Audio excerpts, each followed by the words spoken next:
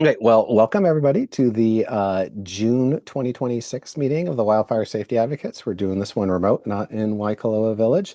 And hopefully this meeting shall be relatively straightforward.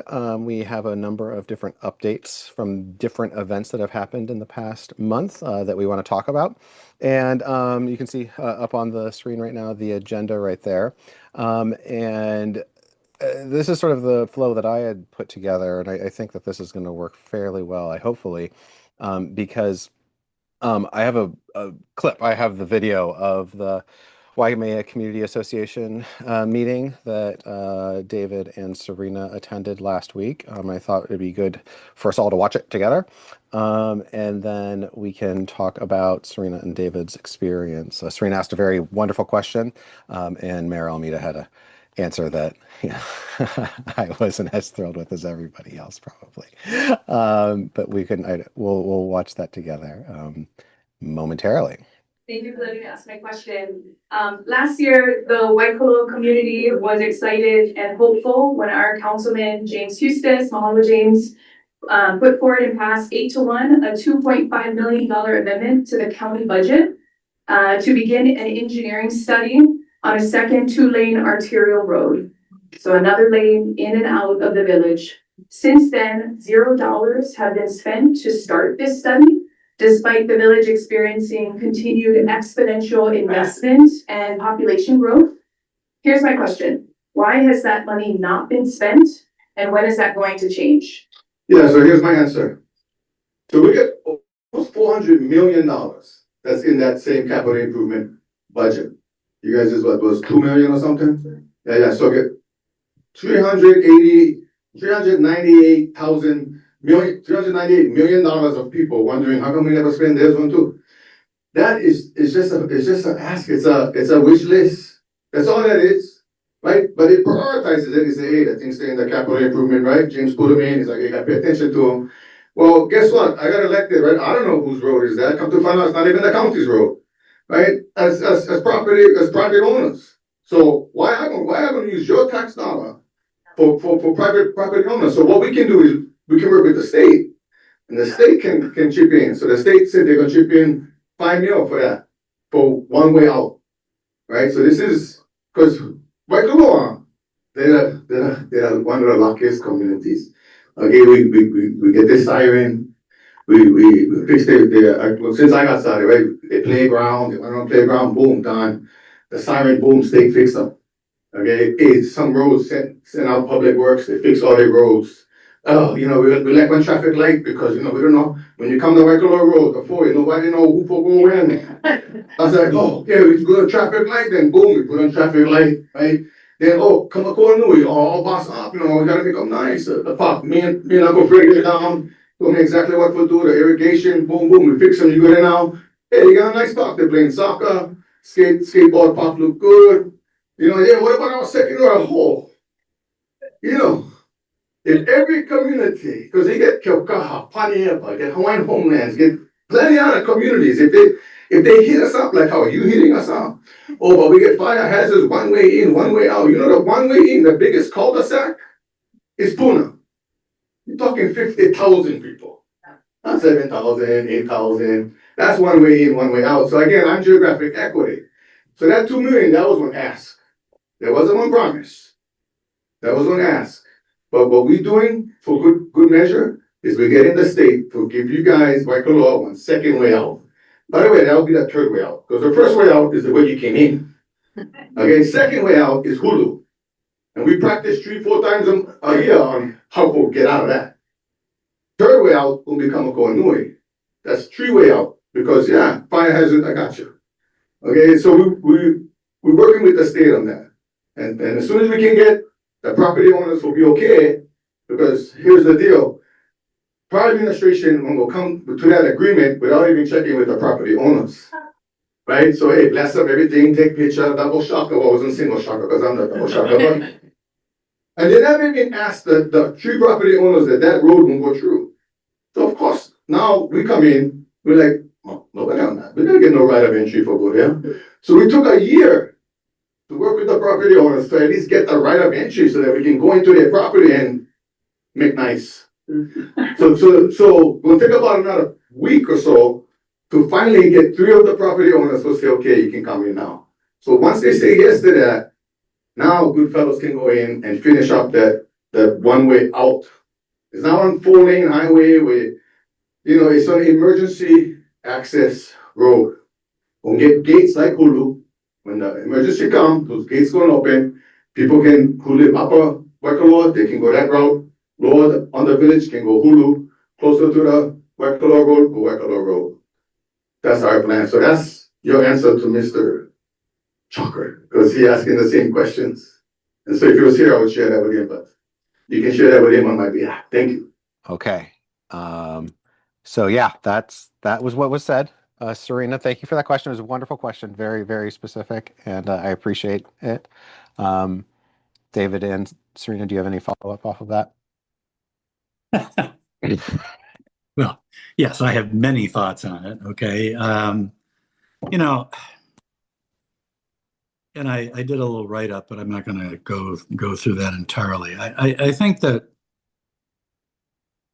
the mayor clearly has developed an animus for Waikoloa. Okay, it's not just what he says, it's how he says it. And sometimes it's really difficult to sort out, is he deliberately confusing things, or is it just inadvertent? I mean, it's like the statement about the $2.5 million that James put into the CIP was explicitly and no lack of clarity for a permanent 2-lane county dedicated public road. And yet somehow the mayor is able to take that amendment and conflate it with the discussion of trying to get the emergency road built and the agreement between landowners to allow it to pass through their land. So he says, basically, if you heard him, he says, why should I spend taxpayer dollars on private property owners? Well, that is completely wrong as a statement. It's wrong about the amendment, and it's wrong about the landowners. Okay, so I don't, what do you do with that when it's like this narrative that he's sort of assembled, which when you take the whole thing together, my observation that I've shared with a number of you is that he listed a whole lot of things: the sirens, Nui Park, Kamakaua Nui Park, the stoplights, all those stories. The way I interpret him is he's the hero of the story, and he leaves out the part of what everybody else contributed. I mean, just use Punui as an example. We raised somewhere between $160,000 to $200,000 to help defray the costs and invested hundreds of man hours in volunteer man hours in that park. And how does he tell that story? He tells that story, boom, we took care of it. But that's not really what happened. He takes credit for Kamakaua Nui Park. This leaves out the fact that the Nanakai developer underwrote the cost of it. Yep, and it's not done. But we got that done, right? That agreement preceded his ascension to office. So it's just he develops this.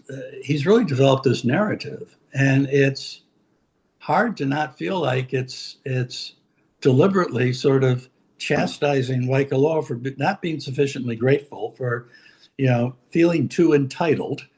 I mean, there's any number of different words, and people are obviously welcome to watch it and reach their own conclusions. Yeah. Those are my conclusions, right? I really am taken aback by it, and I also, maybe more than anything, am deeply disturbed by the fact that he's trying to invent a conflict between us and other communities on the island. Yeah. It has nothing to do with that. Is so far from the truth, and yet this is not the first time that he's made the statements that we just heard him make on that video tonight. This was not off the cuff. I've never done this before. This is actually the narrative that he seems to have settled on. We got to figure out some way to kind of break through that. And I don't know what that answer is at this point. I really don't. But it's sad. And I just feel like at some point he just feels like he just wants to punish Waikōloa because he's just unhappy with us. Okay. That sounds right. Serena, do you have any thoughts? Yeah, just to give people context, I asked this question at the end of the meeting. I was, trying to get my question in, and Nancy maybe didn't see me or was prioritizing other people, but I asked my question when it was past 7 o'clock at night, and I suppose it was a hard stop, but they kept the meeting going. So the room already was asking a lot of questions about things. And one of the topics that came up, if anyone, this is a publicly available recorded meeting with the mayor, was around the tsunami evacuation and how a lot of tourists were kind of, not able to figure out what to do. And there was a lot of communication, but people were evacuating into Waimea and into Waikōloa and so forth. And, there were spaces for them to go. But someone was like, if only there was another way into Waikōloa. And I was like, oh, no way. I love that idea, right? Like, anyway, it was just like, yeah, you're hearing it happen in different things, in different use cases where another road would be really impactful. I was working on my question throughout the day, but also I was, editing it down a little bit with David in the car, and I tried to really be succinct. I understood I was entering into the Waimea, meeting, and a lot of people didn't have the history of Waikōloa, but I cut out a lot of the context. And I didn't want it to be a wildfire specific question. I intentionally was trying to say that and cut out that sentence. But as you can see from his response, one, he always goes back to, we got you covered for wildfire, right? A third road out is your solution, despite all of us knowing that that is not the silver bullet here. The other thing that I wanted to make sure people understood is that we went through the proper channels with our own elected councilmen to follow protocol, follow procedure on how to continue to advance the infrastructure in our community, and worked with James, and James brought it forward. James had the discussion. We solicited community testimony and had record testimony. 100+ people provided written testimony, and a handful of us went in person or in the satellite offices to provide verbal testimony, and we got really great response from the council. And so that was a whole exercise unto itself. What I felt really bad for in that room was James, because the mayor essentially said, yeah, wish list, like not happening, which really undermines the effectiveness of the council to me as a tax-paying citizen. It tells me that whatever James wanted to do to help us is not even effective. And according to how the mayor flippantly just said, wish list, like not even going to happen. He didn't even understand how much it was for. He minimized the impact because his budget's $400 million and this was only $2.5 million. But so that I was specifically saying, like, we went through the proper protocols. Like this went through your council. Your council passed this 8-1, and nothing has been done. Despite us asking James, hey, when is this money going to be spent? And so, I felt bad for James because it makes him seem like he's ineffective, especially if this is the mechanism to move the needle on how communities continue to get resourcing.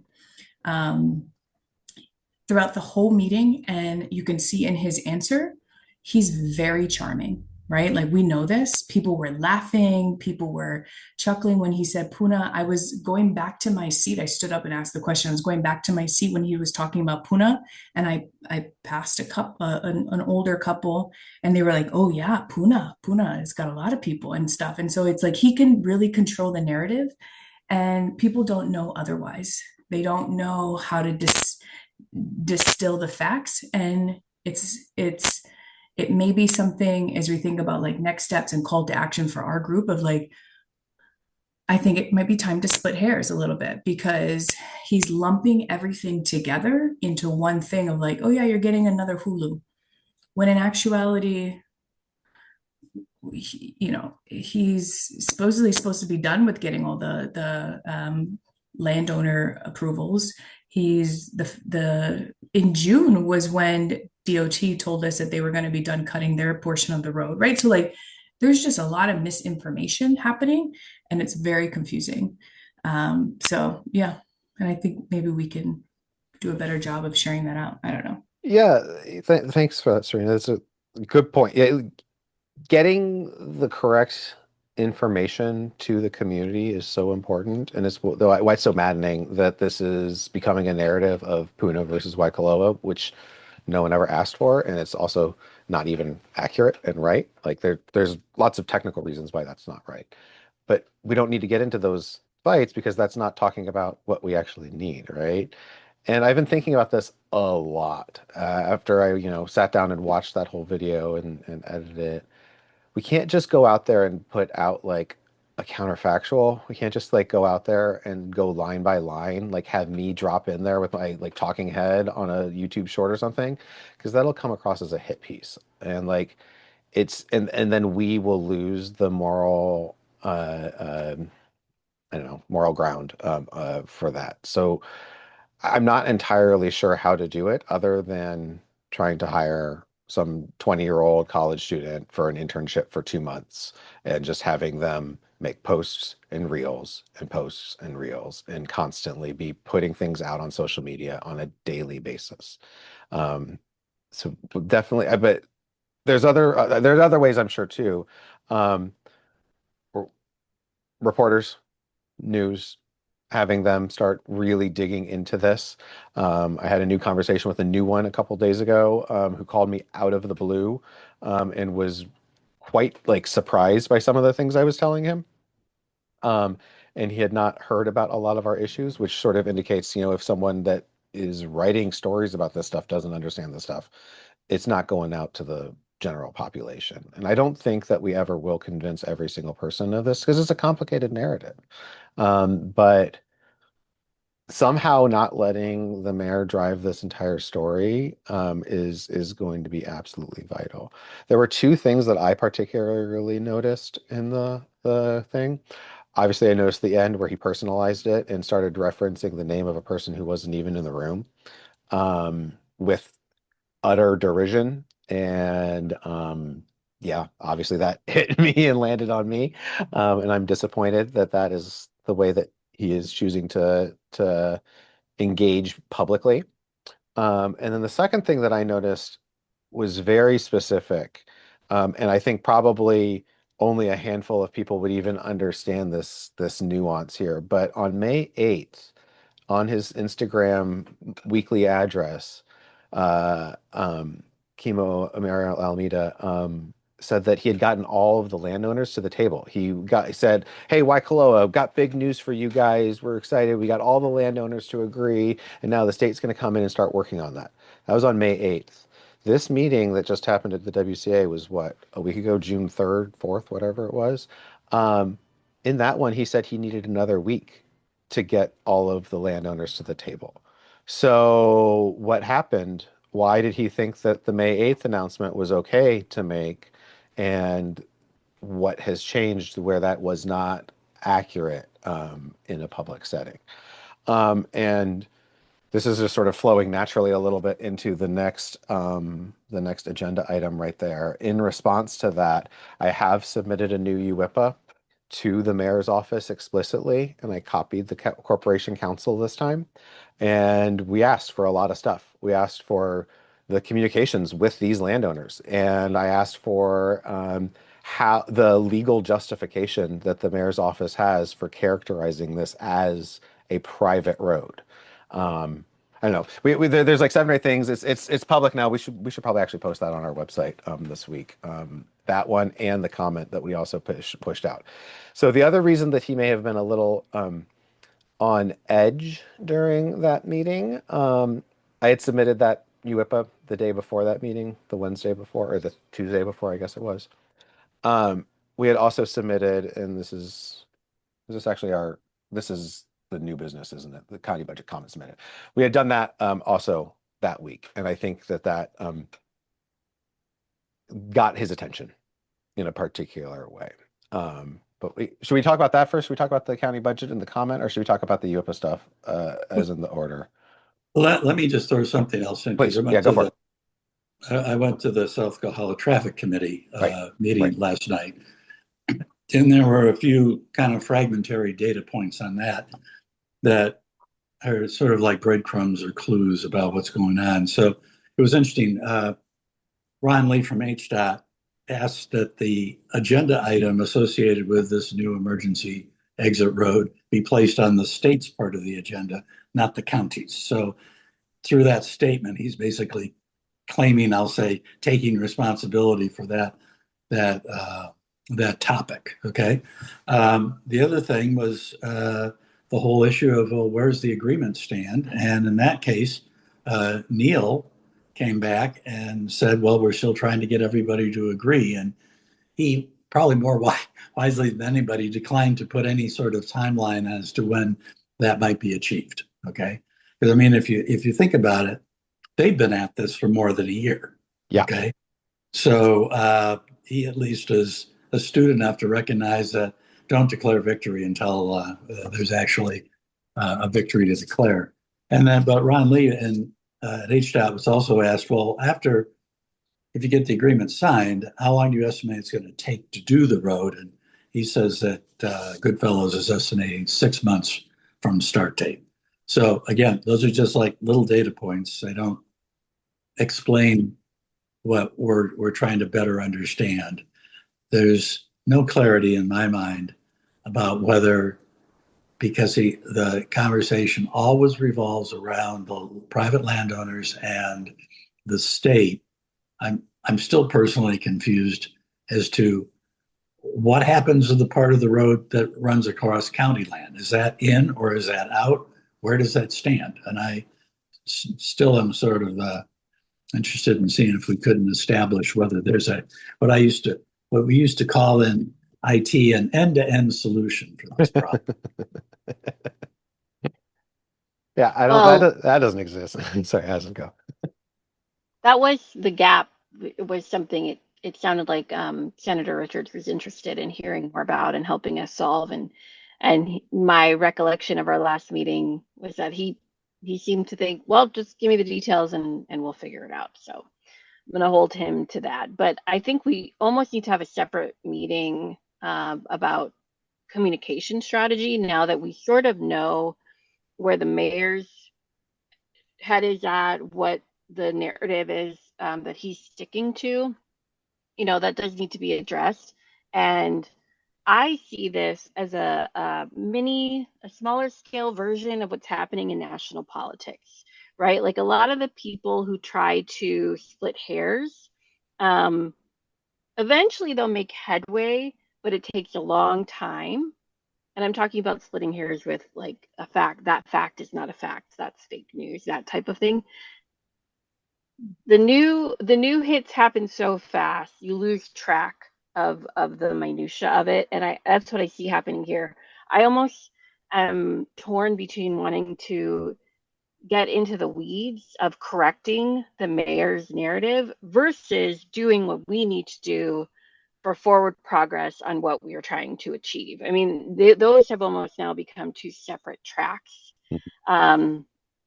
And I don't want the mayor's narrative to be a distraction to getting a dedicated second road for the community, for the village. It's a good I point. don't know how to manage that. You know, it's just this small group. but there's got to be a way to get our community to rally with us to help with that narrative and to apply the pressure. And I actually think the work that Matt's doing, speaking to new reporters all the time, is going to help move that needle, because you have other people, like the fact that he called out one singular person makes me believe that the mayor's conflating this issue with one singular person who's a thorn in his side. But that's the job of an advocate, of an agitator for an issue like this. But the more press we can get on it to make it clear this is a bigger issue, it's not just us. We're just the ones with the capacity and the dedication to keep talking about it. I think that might help. But yeah, I don't know the right approach, but there are two tracks of work now for us, Yeah. right?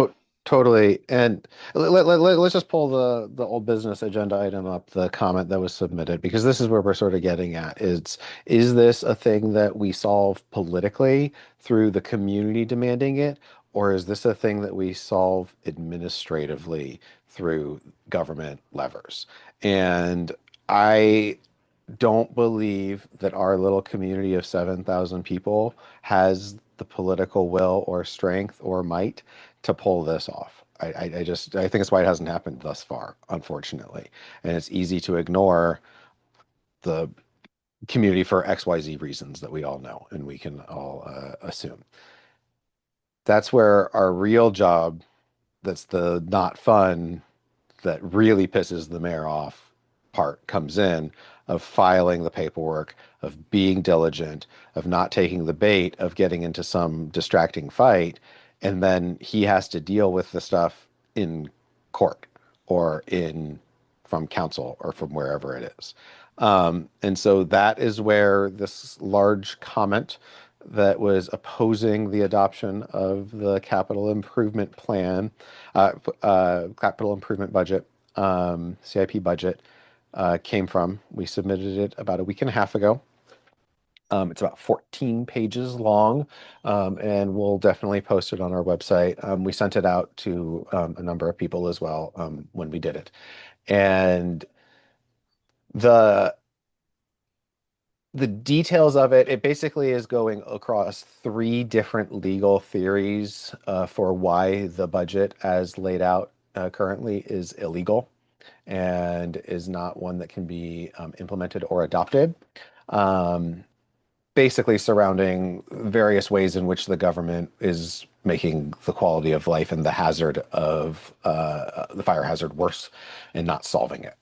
And what we basically asked from it is that before they committed to spend $11 million on the infrastructure for the new housing for Kamakaua Nui, that they first spend the $2.5 million that was allocated last year for the engineering and design, getting the road shovel ready.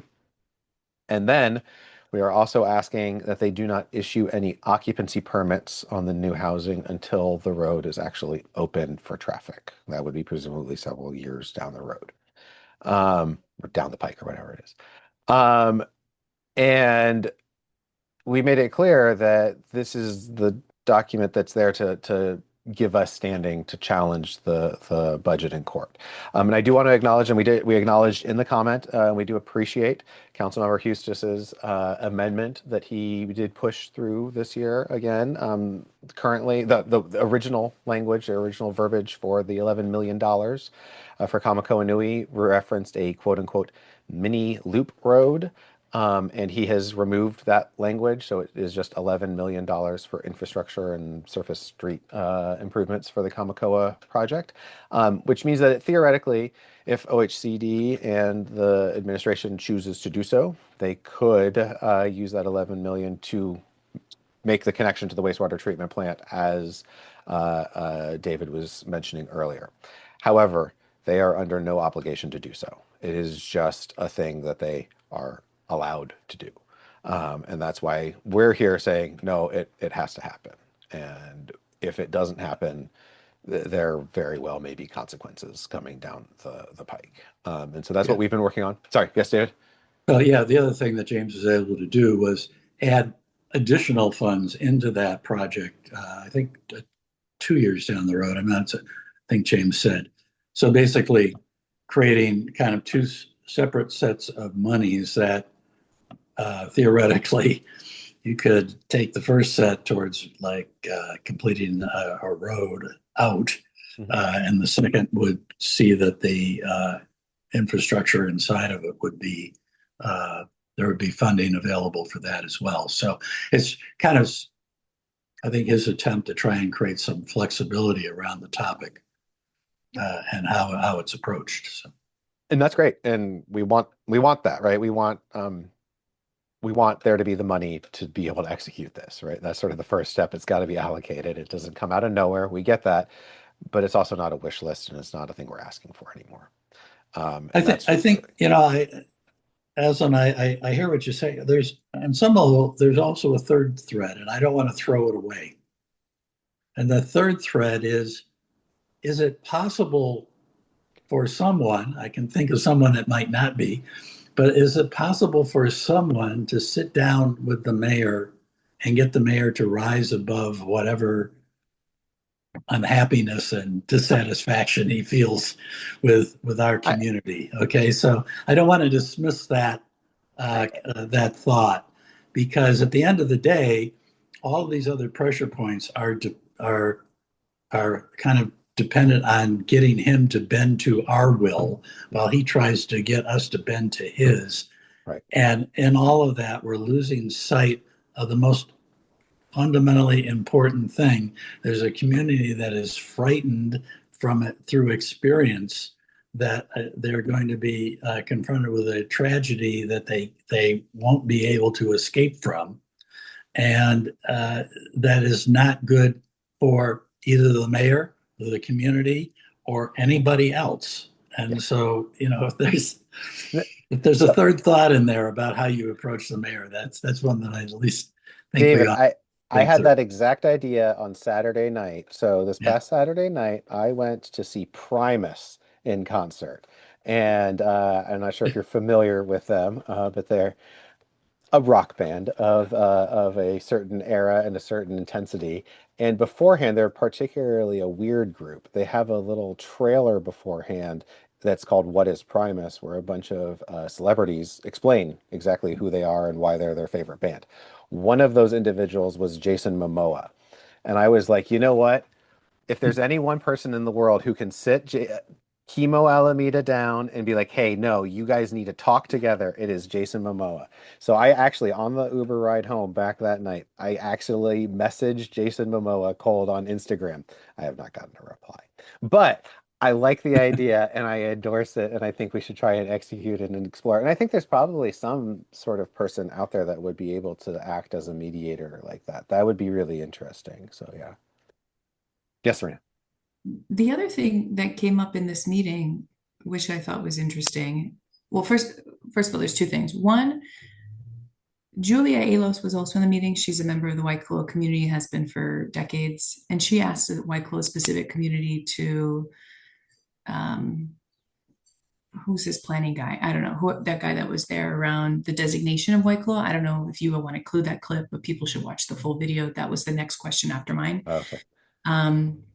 The second thing was throughout that meeting, and the mayor has said this in other meetings, he provides his information publicly to people, right? Like he shares his information publicly. And this is not, this issue with Waikōloa, the second road, this is not the five of us wanting it, right? Like there's thousands of people that live in this village who have expressed a need for it. And I keep thinking of, all right, like. We can't post a cell phone number. No, he told the cell phone number in that meeting, right? Like, but we can't do that. That's doxing. No. But here's what I'm thinking. Why don't other people make an effort to reach out, right? Like, I feel like the people that support this organization have always stepped up when we've asked them to. Hey, it is time to write testimony. Hey, we need you to put these bumper stickers on your, or magnets on your car, right? Like, hey, we're going to be at the market, like all these things, right? Like they get it. They do what we ask because they want this just as much as us. This is not, our road. This is the road for this community. as part But of I the think back season. to the Waikōloa community meeting where we got people to write letters to the mayor, and didn't he say something to the effect of, "Okay, I heard you. You can stop writing to me about this." But what his solution was another Hulu. Mhm. And I think that's where I don't think anyone has explicitly said that is not what we asked for. Oh, Oh, I have we explicitly said said it. it. I have No, ex- like We those said it. people, like, we don't want another Hulu. We want another way in and out of Oh. this. Like, we have said it, yeah, for sure. Yeah. But like, as an organization, we've said it. Well, Yeah. what breaks through to the mayor? That goes back to exactly what David said, and that's why I said we need a whole strategy session just for that, Yeah, work. that's But fair. what breaks through? Continued pestering and poking and pressure, It's not even or a new pestering. voice? No His answer information. was very dismissive of like, okay, I've answered this. We're working on it. Now stop talking about this. Right? Like Yeah, that was my interpretation of his response to me. And it's like, it's oh, accurate. oh no, like we're not going away. Like Well, this has been around for 20 years. Yes, you inherited it. You're making some progress, but these people still live here. I'll give you a quick anecdote real quick. I know I don't want to run over time, but like I'm in a pottery class this week. I'm taking it, for mental health. Anyways, I'm sitting across from a woman. She's, lives in Waikōloa, I come to learn. And she's like, "Oh yeah, second road. Absolutely, we need that." I live out of my suitcase. Constantly have a go bag because I'm in constant fear from the prior 3 evacuations that, all of these things, right? Or 2. Well, yeah.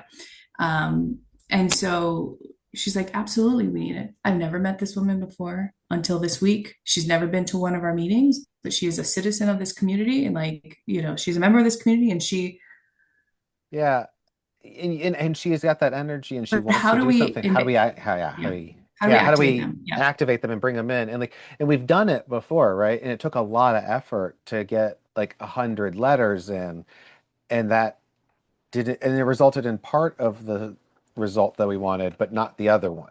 And the mayor has been explicit in his language that this isn't going to happen. So that's where I was getting back to, is this really a political thing that we can actually make the community get together enough to convince him? And I don't think we can. I genuinely don't, unless it was an election year. I think that's the only way it would be possible, is if it was 2028 and not 2026, unfortunately. Or the other way is if there's a fire, and that sucks. And like, that's not the solution, obviously. But like, I don't know any other way to motivate him other than legal methods. And that's, again, awful. And that's going to be not pleasant for anyone. But that is very much where this is headed. Another thought, David, and well, everyone, but to your point of getting someone else to sit him down, what if we invited him to our July meeting? What if we said, "Hey, Chemo, let's come out, let's talk it through, let's sit down, let's do this, let's figure No, it make out." it bigger. Make it bigger, not to our July meeting. It's got to be his show. What if we just invite him to the village for a talk story? Yeah, I thought about that as well.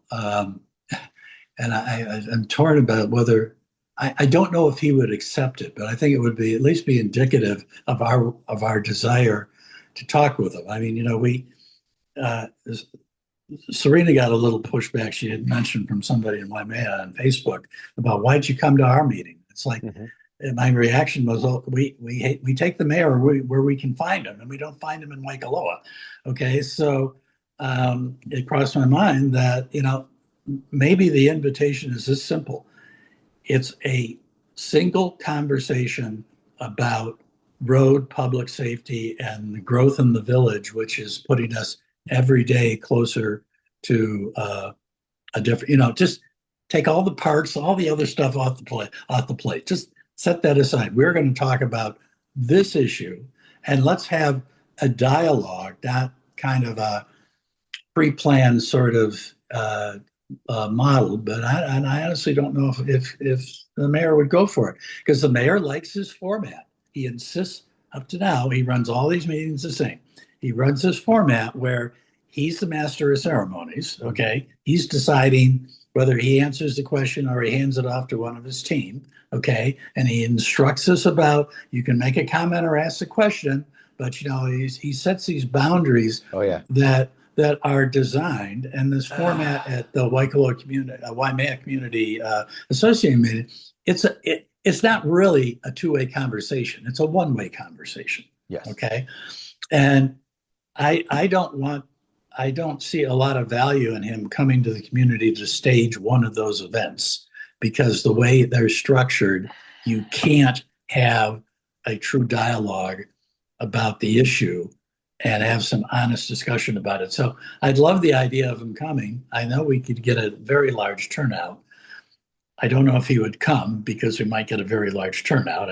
Not fair, but I don't think that we can do it unless there's some real ground rules that really mean we're going to have a true dialogue about this issue. Yeah, that's fair. That's not going to happen. That's not going to happen, right?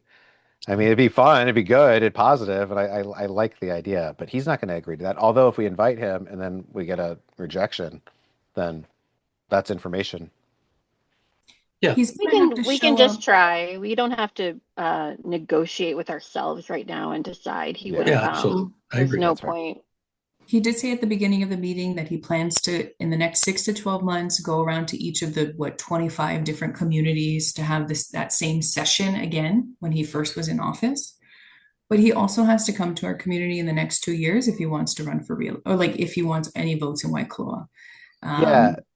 The only time I've seen him not do the format is our event with Mitch, right? That's the only time I've ever seen him publicly speak, and he isn't in charge.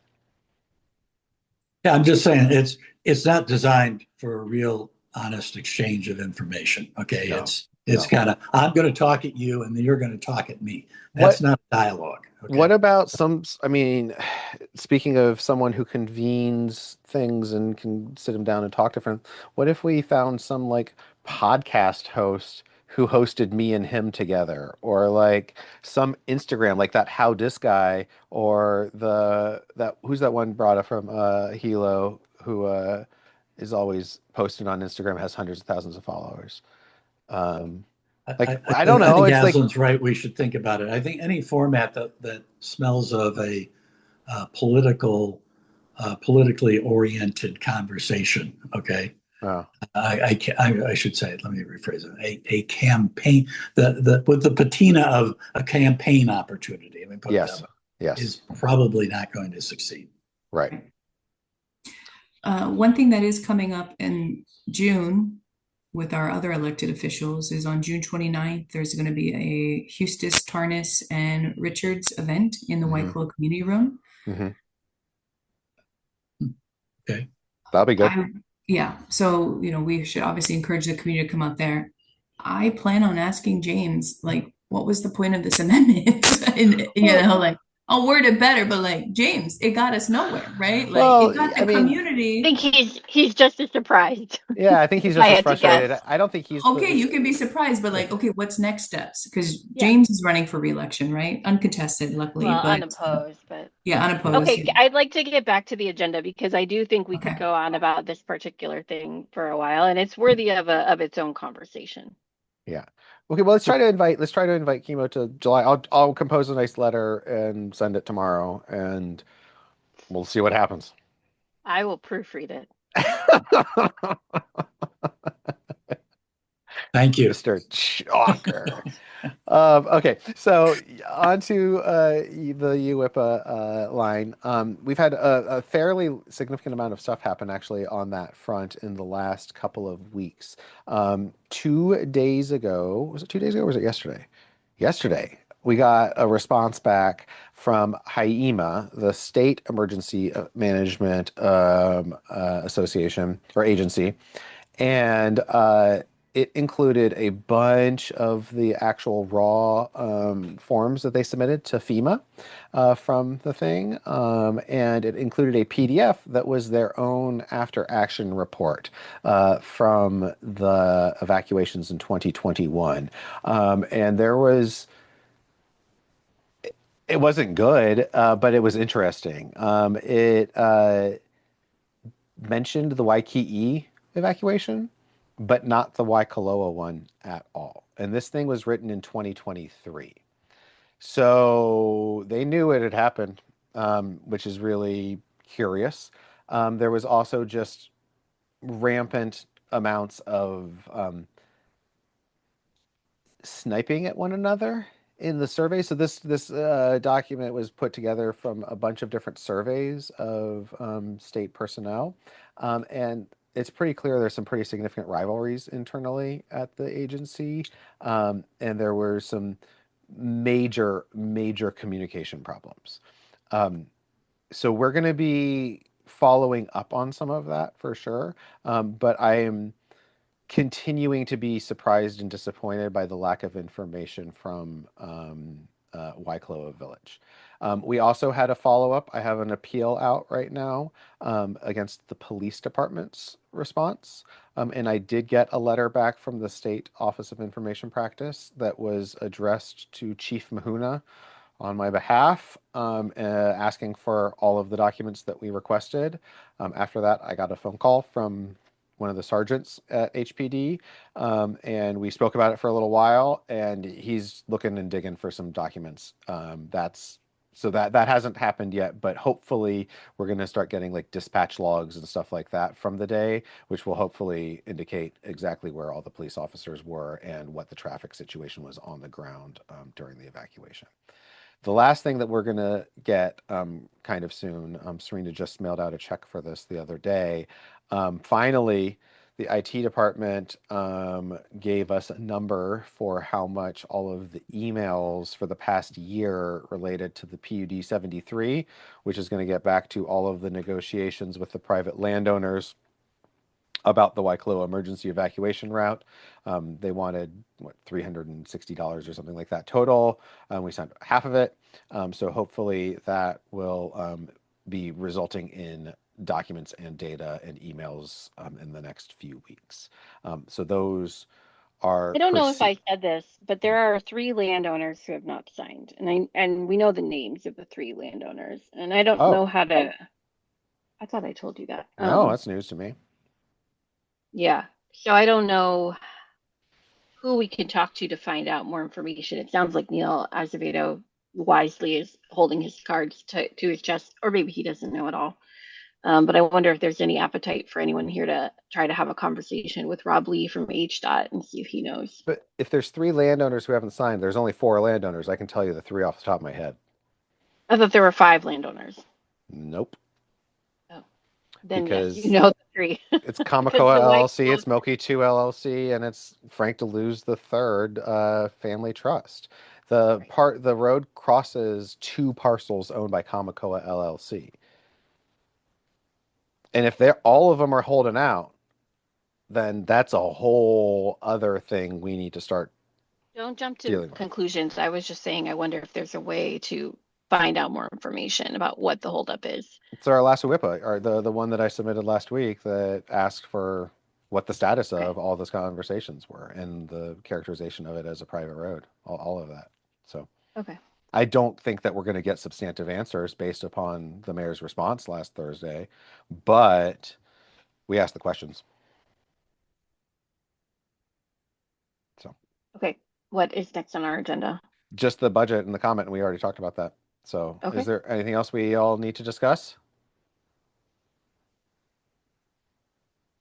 No? Well, I think I'll see you all June 29th at the community meeting.